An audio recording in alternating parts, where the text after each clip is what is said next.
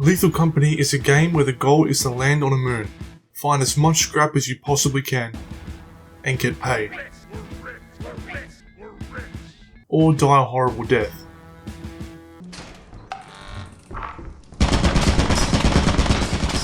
One of these is obviously better than the other, which is why it's important to know about the moon you are about to land on. The enemies, the loot, and everything in between will be discussed in this video, and I will be ranking every moon as I go. There are 3 types of moons. The easy moons, Experimentation, Assurance, and Vow. These moons tend to have quite a small interior, and have some of the more basic enemies. The intermediate moons, Offence and March, which have larger interiors and usually have some trickier enemies. And the hard moons, which are the only moons you have to pay to visit. These moons are under a constant snowstorm outside, and on the inside they house some of the hardest creatures in the game. One thing I will be bringing up throughout the video is the indoor and outdoor power of the moons, so I might need to explain what that means here. Indoor power is a number which determines how many creatures can be inside at once, and outdoor power is the same but for outdoors. Every creature has a power level, and when they spawn on a moon they take up some of the moon's power, which leaves less room for other creatures to spawn. I'll put a list for every creature's power level right here, so if you really want to know what can spawn on a moon at a single time, you can come back to this chart and do the math.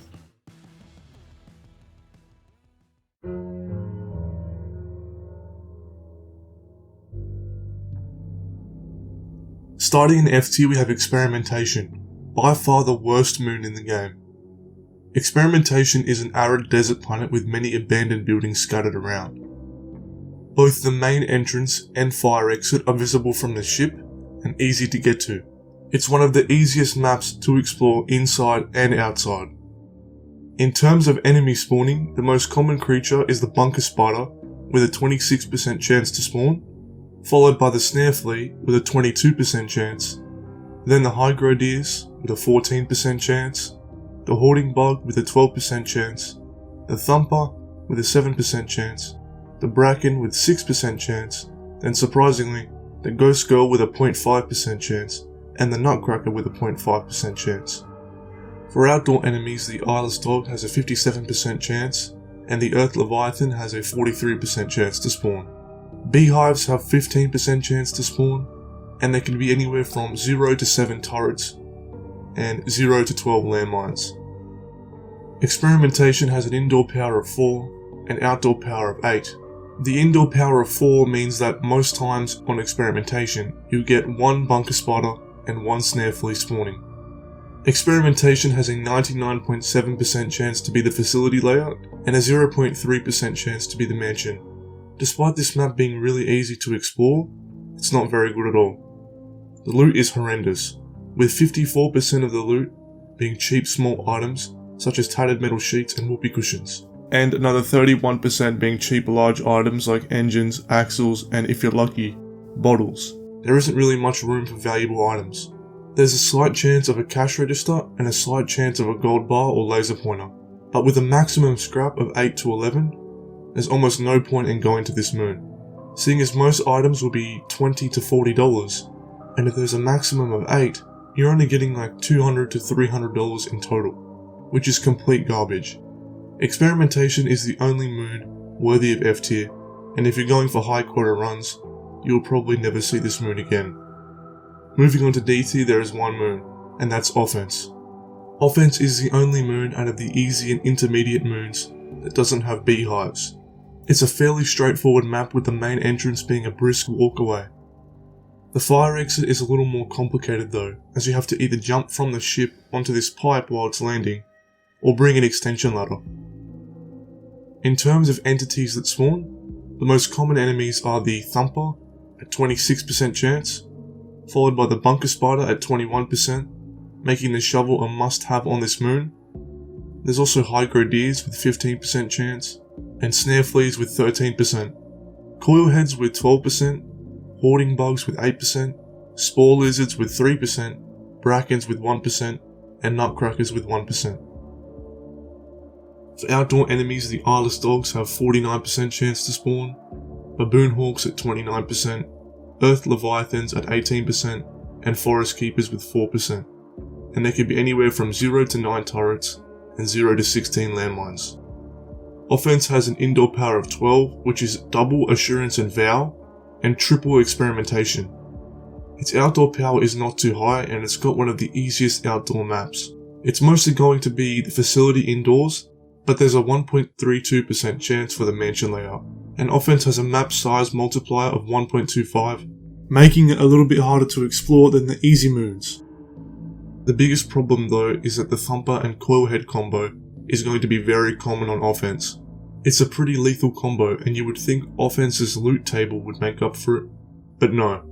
At first glance it might seem like Offence has good loot, with anywhere from 14 to 18 scrap to be found, and almost 30% of that scrap being valuable or average, which is double Experimentation's valuable and average percentage. However, Offence is one of two intermediate moons, with the other one being March. I would almost always pick March over Offence, because it's similar loot but with beehives that can be worth up to $500 or more if you're lucky, and also the indoor enemies are easier. I don't want to talk about March too much here, because I will have a whole section dedicated to March, but basically Offence has poor loot and usually ends with coil heads stopping you from exploring the whole facility. It can be okay, but I almost never pick Offence, especially if I don't have shovels, the same way I never pick Experimentation, so Offence is going in D tier. Moving on to C tier, we have two moons. One is considerably worse than the other in my opinion though, and the other one was honestly scraping B tier. At the bottom of C tier is Vow. Vow is the third easy moon, after Experimentation and Assurance. It's the first forest map out of two, the other being March, and therefore this moon is the first time you'll run into giants, and let's just say they can be giant problems. Vow is a relatively straightforward map, with quite a similar layout to Experimentation. The main entrance is just a straight line from the ship, only you will have to go over one of the two bridges, the rickety bridge, which can break if you are too heavy, or the dam, which will never break but is further away from the entrance. The fire exit is down at the bottom of the dam, and it's not very good at all. Giants will camp it, and it takes forever to get back to the ship. In terms of enemies, Vow has the highest chance of Bracken spawning at 26%, so you can expect a Bracken, followed by hoarding bugs at 21%, snare fleas at 20%, bunker spiders at 13%, hydro deers at 9%, spore lizards at 6%, thumpers at 3%, and coil heads at 2%. For outdoor enemies, like I said, the giants are going to be the main problem, as they have a 65% chance to spawn, followed by baboon hawks at 20%, earth leviathans at 12%, and eyeless dogs at 3%. Beehives have a 27% chance to spawn, and there can be anywhere from 0 to 7 turrets, and anywhere from 0 to 20 landmines. Vow has a max indoor power of 7, and max outdoor power of 6. It's mainly going to be the facility layout, with a 1% chance to be the mansion, and it has a map size multiplier of 1.15.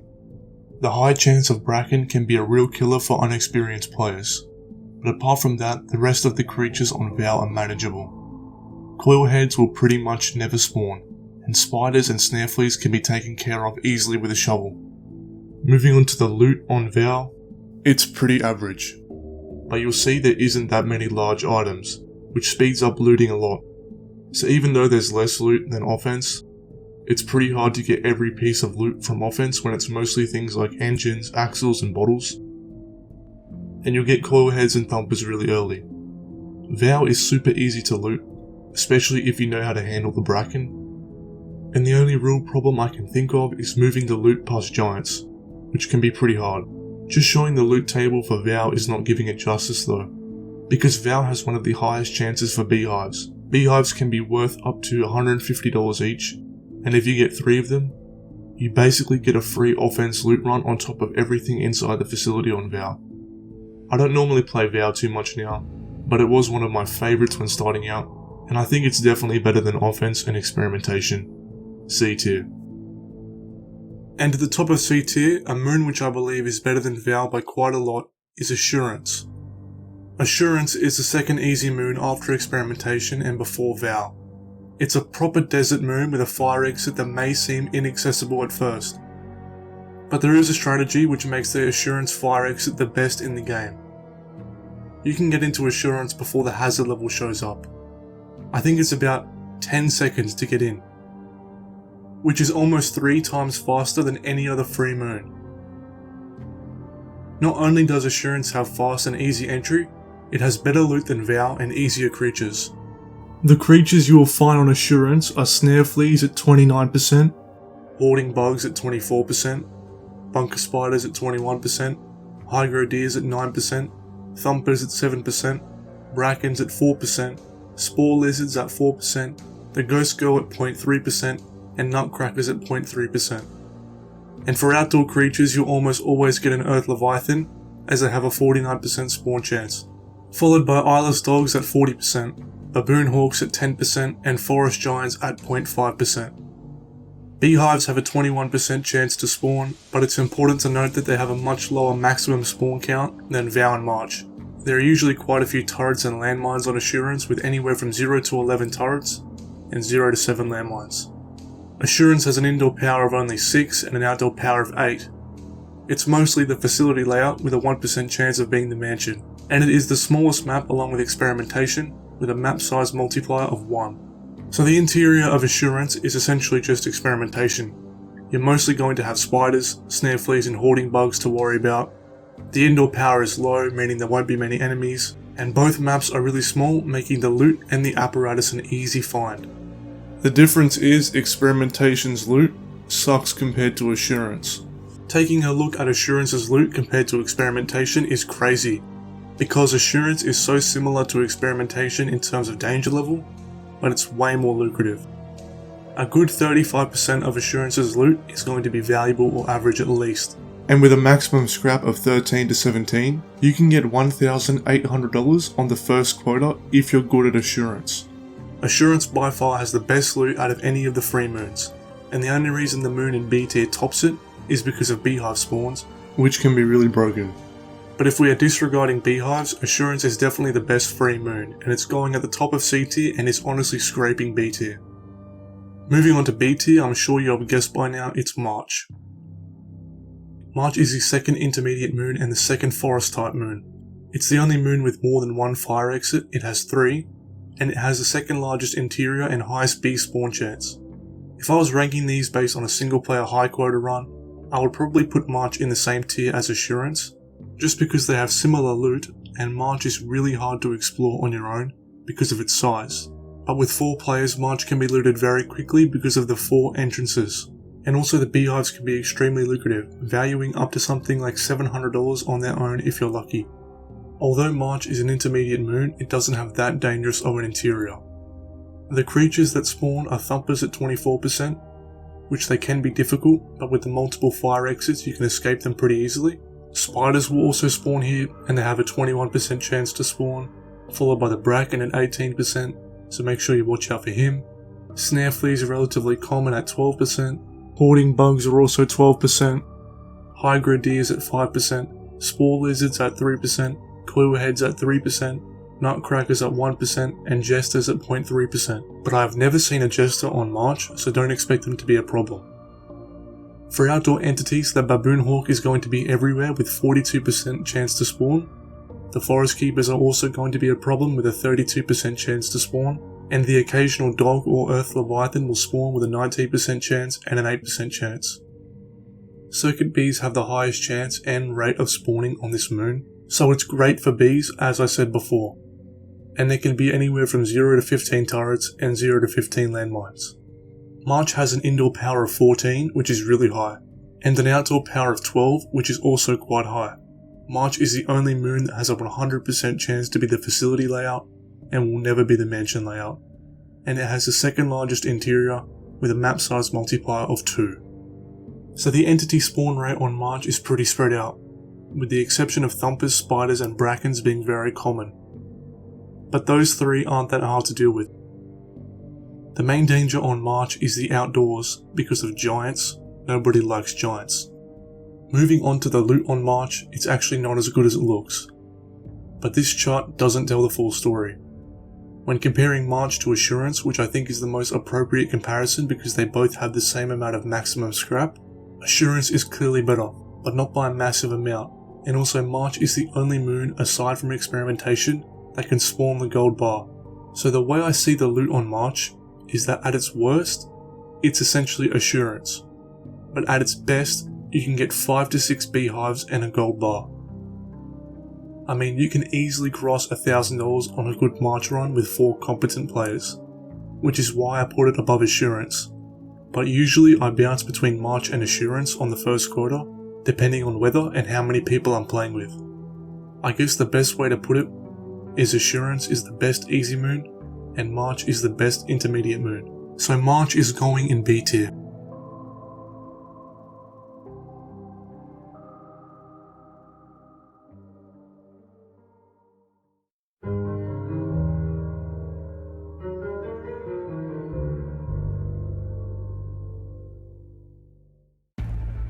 The only moon in A tier is Dine. Dine is the second hard moon, costing $600 to orbit. Dine is one of the 2 maps that are mainly mansion layout dominated, the other being Rend. Dine has slightly better loot than Rend, but it's significantly harder and doesn't really pay off. However, the outdoor layout is better than Rend, with the fire exit being a straight line from the ship and not too far, but you will either need an extension ladder or do a tricky jump. And the main entrance is quite far away, but it does have lights to guide you like every other snowy moon.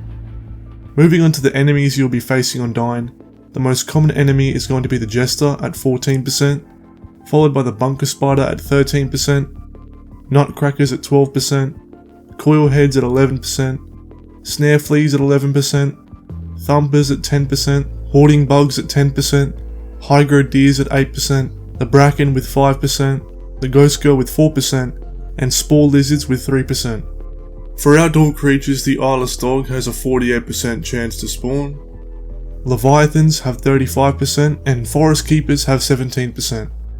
The main danger of Dine comes in its landmines and turrets though, with anywhere from 3 to 18 turrets and 7 to 35 landmines. Dine is the only moon that is guaranteed to have turrets and landmines, whereas every other moon has a minimum of 0. Dine has a pretty high indoor power of 15 and an outdoor power of 6. Like I said, it's one of the 2 mansion dominant moons, with a 97.72% chance to be the mansion and a 2.28% chance to be the facility, and it has a map size multiplier of 1.3. The high Jester spawn rate might seem bad, but the Jester is nowhere near as dangerous on Dine as he is on Titan because of Dine's small map size. I think if I was ranking the moons on how fun they are, Dine would definitely be higher because it can get really crazy inside with turrets everywhere, Jesters and Coilheads, and the fact that it can be flooded makes for some really unique games. Moving on to the loot on Dine, it's very good compared to everything we've seen so far, but that's to be expected from the 3 paid moons. All 3 hard moons are mainly dominated by valuable scrap, and Dine's loot table is basically the same as Rend's, so I'll be talking about it more when I get to Rend. But basically, Dine is going to be dominated by things like paintings, fancy lamps, masks, teeth, golden cups and wedding rings.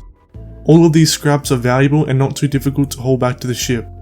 But Dine doesn't go on S tier for me, purely because it's full of enemies, turrets and landmines, making it a fun and challenging map to play, but it's not reliable enough to get a consistent $1,000 or more, since you could get like 8 turrets in the main room or something ridiculous like that, which ruins a run.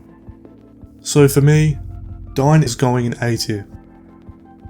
Moving on to S tier, there are 2 moons, and I'm sure you know what they are, based on process of elimination.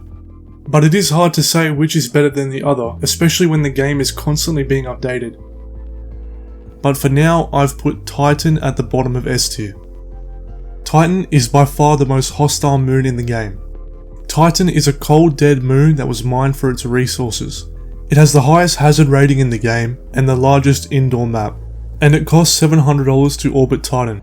Taking a look at the outside of Titan, it seems really simple. The ship is right by the entrance and the fire exit. All you have to do is walk up the stairs, and there's easy access to drop loot from the entrance to the ship extremely quickly. But Titan has one big problem. It is a gigantic labyrinth filled with almost every creature in the game, with the most common enemy being the Jester at 13% spawn chance. Also the Nutcracker at 13%, the Bracken at 11%, the Bunker Spider at 10%, Coil Heads at 10%, Snare Fleas at 10%, Thumpers at 10%, Hoarding Bugs at 7%, Mimics at 6%, the Ghost Girl at 5%, Hygrodeers at 4%, and Spore Lizards at 3%. For outdoors, Titan has a 69% chance for eyeless dogs, 28% for giants, and 4% for earth leviathans. Titan has the highest maximum turrets by far, almost double Dine, with anywhere from 0 to 35 turrets, and anywhere from 0 to 23 landmines. Something you might notice if you've played Titan a lot is that most of the low spawn chance entities like the Ghost Girl and the Mimic do tend to spawn quite a lot, and that's because of Titan's crazy indoor power of 18. Outdoors, Titan only has a power of 7, and you'll usually get either 3 dogs, 2 giants, or a combination of dogs and giants. For the layout, Titan is mostly going to be the facility, but it has an 18.6% chance to be the mansion, giving it the most variety in the game. Now you usually don't want the mansion layout on Titan because of its map size multiplier of 2.35, which is the highest in the game. It usually means the mansion has like 8 floors to it, and you can get lost really easily. There also aren't as many loot rooms on the mansion, meaning the loot is going to be more spread out. So Titan kinda sucks if you get the mansion layout. Now Titan's indoor power of 18 allows some pretty insane spawns. For example, you could get a Jester, a Bracken, 4 Nutcrackers, 2 Mimics, the Ghost Girl, 2 Coil Heads, and 2 Hygrodeers. Yeah, Titan can get pretty unplayable. I honestly think Titan would benefit from having a second fire exit down the bottom somewhere, because most of the time the 2 entrances will be camped by a Jester, Nutcrackers, Coil Heads, or something of the like, and I feel like it's nearly impossible to loot all of Titan, especially on the mansion layout. With that being said, if you do loot all of Titan, you are going to be rolling in money. Looking at the loot on Titan, you're going to have slightly more cheap items than the other 2 Snowy Moons, Rend and Dine, but that's not too big of a problem all things considered. You see, Rend and Dine's loot table are designed around the mansion layout, so there's more valuable items, but they are all spread out, hidden around corners, around bookshelves, and in single rooms behind a locked door. Now there are a few loot rooms on the mansion layout, that being the kitchen, which usually has something like $100 to $250, and the theater rooms, which have a few things in them usually. But on Titan, you can find something like $500 in a single room. The mineshaft and the locker room can have like 60% of the loot on Titan on their own. So if you find these 2 rooms early, you could be very well off. This is why Titan sucks as a mansion layout though. You will never get all the loot, and it's harder to avoid turrets. Again, if I was ranking the moons on how fun they are, Titan would definitely be at the top. It's got the most variety out of any moon, and one of the most fun and challenging outdoors. When there's dogs by the ship, a giant patrolling, and a mimic forcing you down the stairs, and the ghost girls haunting you, it makes for a really fun and challenging experience. And I always pick Titan over the other 2 moons, just because of how difficult it is to get all of the loot and stay alive. So I'm going to put Titan at the bottom of S tier, but I wouldn't be opposed to putting it at the top of S tier, especially since it got buffed. But for now, at the top of S tier is Rend. Rend is the first and cheapest of the hard moons, costing $550 to orbit. It doesn't have the best loot, and its fire exit is literally in a canyon in the middle of nowhere. So why does it rank higher than Dine and Titan? There are many answers to this question, but the main thing is that Rend is just the most reliable. No turrets, almost no landmines, and a low indoor power mainly dominated by Nutcrackers are just a few reasons why Rend is better.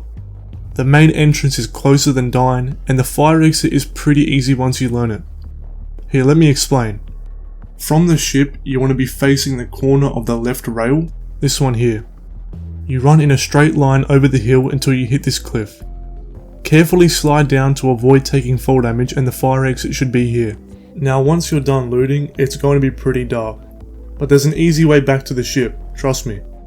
From the fire exit, you want to go up to this light. The light doesn't lead anywhere, so don't follow the cable. Instead, you want to go right from the light and follow the edge of the canal very closely until you hit a hill. Then all you need to do is go around this hill and you should be at the ship. You want to make sure you are following the edge of the canal as close as you can, otherwise you might stray away and go into this area, which happens more than you would think when it's really dark and you basically can't see anything. So at first it can be pretty daunting, but once you get the hang of Rend's fire exit, it's fine. There is another problem with the outdoors of Rend though, and that's the fact that you will almost always get a giant or two.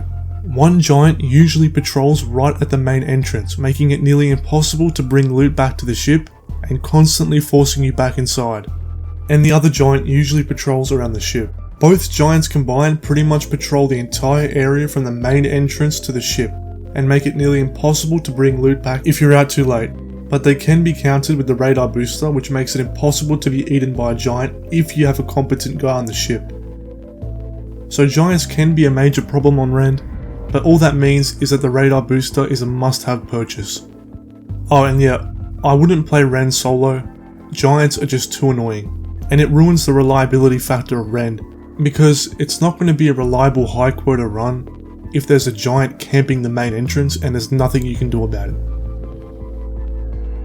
Other creatures on Rend include nutcrackers at a crazy 26% chance of spawning, meaning you can bring home like 6 shotguns in a single run if you're good. The Jester has a 16% chance and the Bracken has a 13% chance to spawn. Bunker Spider at 11%, Coilhead at 11%, Snare Flea at 8%, Mimics at 6%, the Ghost Girl at 5%, Spore Lizards at 2%, and Hygrodeers at 2%. For outdoor enemies, the Eyeless Dog has a 49% chance to spawn, the Forest Keeper has a 39% chance to spawn, and the Earth Leviathan has a 12% chance to spawn. Rend has no turrets whatsoever, but it can have 0 to 3 landmines, which is basically nothing as well. Now here's something odd, Rend only has an indoor power of 10, which is less than Offence's 12 and March's 14. It definitely doesn't mean that Rend is easier, but it does mean you can have some very easy Rend runs. Seeing as most creatures are going to be nutcrackers, if you have a shotgun, you can go crazy killing them and getting shotguns. And because of how common shotguns are on Rend, the Bracken is not a threat, and spiders and mimics aren't a threat to begin with. So really the only thing that's dangerous on Rend is the Jester, Coilheads and the Ghost Girl. And honestly the Ghost Girl isn't even that bad, because if the person that is haunted just stays in the corner of the ship, on the terminal, they can't be killed. And the Jester isn't even that bad, because Rend is so small with a map size multiplier of 1.2. I honestly can't think of a problem with Rend aside from the difficult fire exit and the occasional Earth Leviathan. Moving on to the loot on Rend, it's basically just the loot on Dine. I mean there's almost no difference. The way I see it is Rend is just Dine with a harder outdoor area and a much easier indoor area. But with good coordination, you can make Rend a reliable high quota moon with almost no times where you get messed up with bad RNG. Unlike Dine and Titan, which can just hit you with terrible luck and ruin a run, but can sometimes be good. If you know what you're doing, Rend is very good, and in my opinion, the best moon for high quota runs. So it's going at the top of S tier. And that's the end of the list, ranking the moons based on how good they are for getting high quota runs. Maybe I should rank them on how fun they are as well, but I briefly touched on that in this video, so I think I'll just leave it for now. Anyway, that's all for now. Thanks for watching. Is that even gonna reach me?